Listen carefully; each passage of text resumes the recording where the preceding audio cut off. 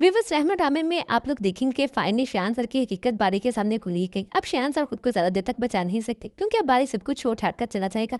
इसके बावजूद भी प्रीशा रिश्ते के लिए नहीं मानेगी। बारी बहुत कोशिश करेगा प्रीशा को समझाने की कि मेरी सोच मेरे बाप की जैसे नहीं है, मुझे तुम हर स्टेटस से कोई फर्क नहीं पड़ता, मैं अपने बाप के सारे दूर छोड़कर आ गया हूँ। लेकिन प्रीशा नहीं चाहती कि उसकी वजह से बाप और बेटा एक दूसरे से दूर हों। इस वजह से वो बारी को फिर भी साफ साफ इनकार करती रहेगी और अपनी मोहब्बत का इजहार नहीं करेगी। आखिरकार किसी फिल्मी सीन की तरह फिर बारी का एक्सटेंड दिखाया जाएगा, जिसके बाद प्रीशा को बारी की बहुत फिक्र होगी और बारिश के नेम बेहोशी की हालत में होकर प्रीशा अपनी मोहब्बत में सब कुछ वो बोलती चली जाएगी जो उसके दिल में होगा और अपने मोहब्बत का इजहार कर देगी। जिसके बाद बारी को ये बात पता चल जाएगी कि प्रीशा भी उससे मोहब्बत करती है और उसे छोड़ नहीं सकती।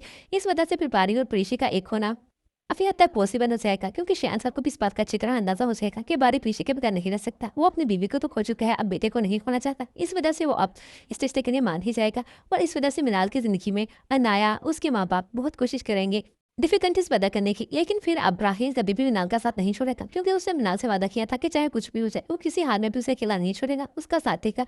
किस वजह से अब अनाया अपनी साजिशों में कामयाब नहीं हो सकेगी और प्रीशा और बारी दोनों की शादी हो जाएगी। पीछे बारी के आंसर सब बहुत खुश रहेंगे, लेकिन रुमैसा बेगम उसके मुंह पर तो उसके बेटों की हर दर्मी का ऐसा थप्पड़ पड़ने वाला है कि वही काशिफ जिसको काशिफ काशिफ करते नहीं थकती थी, जिसका उसे बहुत गरूर था।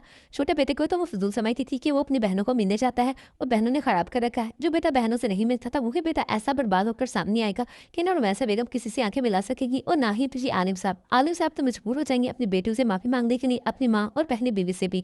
और फिर रुमैसा की हकीकत भी खुलकर आलिम साहब के सामने आ जाएगी कि इसने कितने इल्जाम तराश किए मेरी बेटियों पर, उनकी किरदार कशी की, लेकिन अपने ही बेटों की तरबियत अच्छी ना कर सकी।